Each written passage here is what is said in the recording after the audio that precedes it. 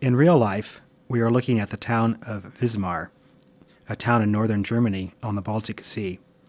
The opening view is from the tall tower of St. Marian's Church, looking down to the market, the town square. The same view of Murnau's, with a wider angle, shows more clearly the famous market, one of the oldest and largest town squares in the Baltic.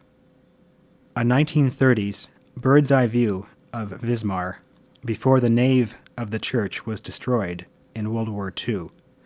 The town square is on the right. The decorative circular structure at the center of the market is called a Wasserkunst. The Renaissance-style Wasserkunst, built in 1602, was part of the Wismar Waterworks. It was built as a way station designed to take fresh water from outside the town and distribute it to the city. Most of St. Marian's Church is gone, destroyed in a World War II bombing raid, which left only the front tower. This slightly lower view, taken from a nearby building, shows the Wismar town square as it looks today. To get his shot, Murnau and his cameraman Fritz Arno Wagner simply had to walk up to the top of this church tower and shoot down to the town square. Damage still present in the front of the tower indicates where the rest of the church once stood.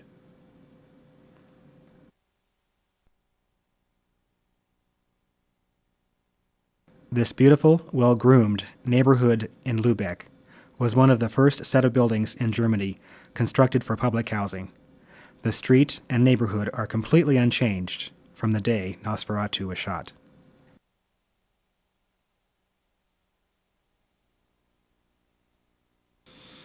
These handsome deserted houses are really Salzspeicher, salt lofts or warehouses built in the late 1500s.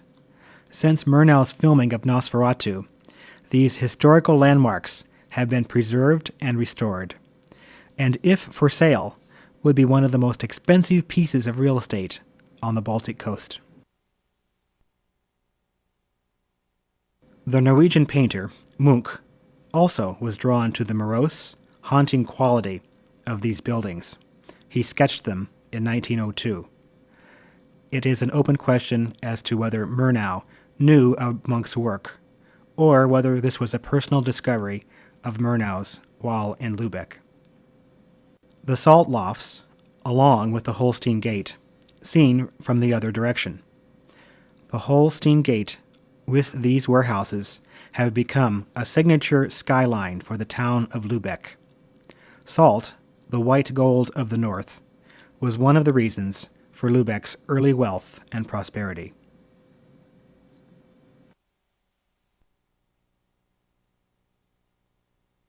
The building next to where this scene was filmed was originally a Wismar hospital.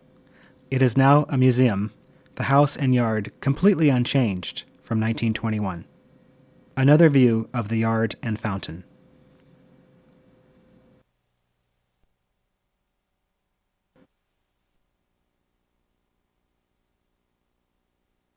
The inn, a few miles from Orava Castle, is now a private house. The building was slightly modified when the nearby road was widened.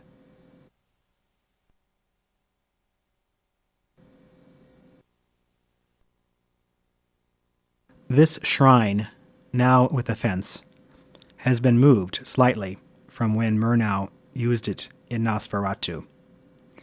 The shrine, in a sense, would return 36 years later in Hammers, The Horror of Dracula, when Harker uses it to hide his diary.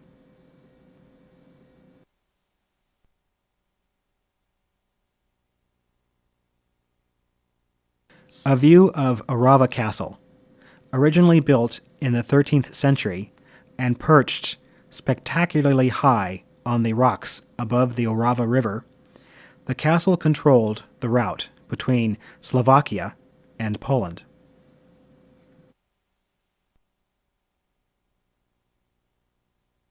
Called the Archive Tower, the windows are built in medieval defense style, with thick walls and narrow windows.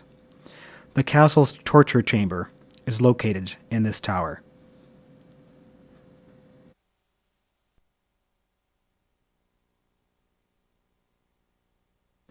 Orava Castle as seen from the front door.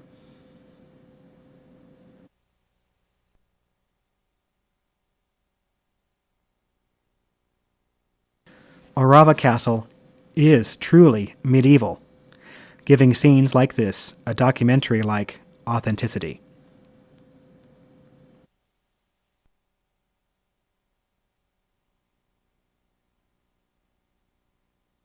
The dark border on the right of this scene was created by Murnau and Wagner to increase the rings of light and dark, I count 4, to emphasize the impact of their meeting.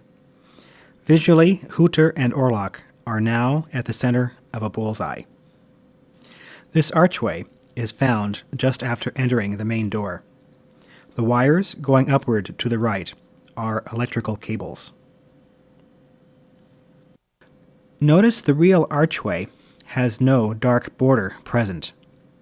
The original shot was probably created by a combination of lighting and the use of a cutout mat.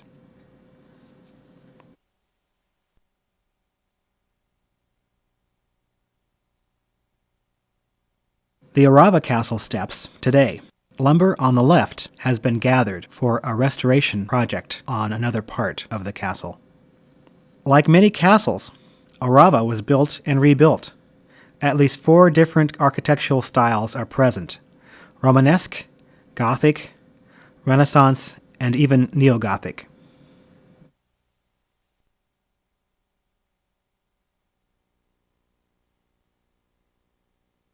This structure, a filigoria, is otherwise known as an outlook house.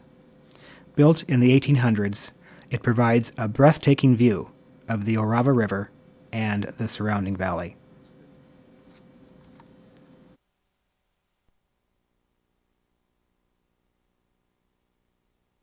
Several interiors of Nosferatu were also filmed in Orava Castle, including the coffin discovery scene, filmed beyond this door.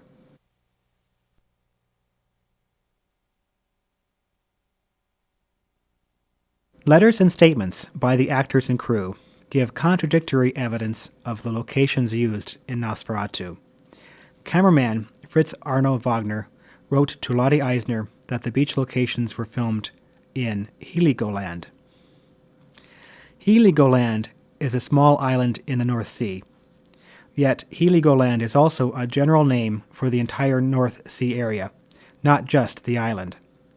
In any case, Murnau was certainly at Wismar, and the beach locations may have been filmed near Wismar, on these Baltic Sea beaches. This photo of Wismar, taken in 1905, shows its active harbor. Wismar remains a bustling port town, its skyline still dominated by St. Marian Church's tower.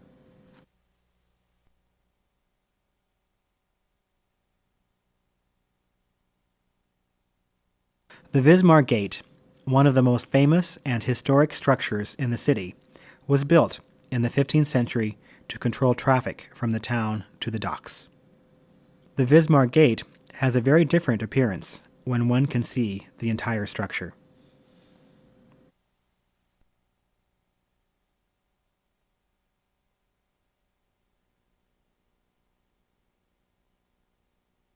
This house in Lübeck is the official home of the organist for a nearby church.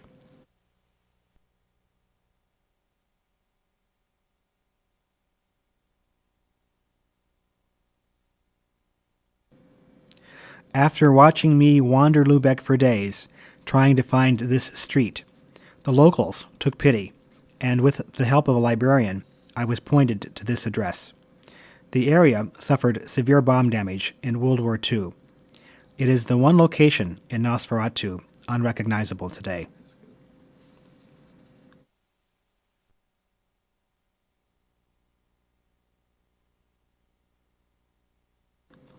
These castle ruins, about 20 miles from Orava Castle, were shot by Murnau and his crew while in Slovakia. The ruins are not mentioned in Galen's script. The scene was added later by Murnau as a conclusion to Nosferatu.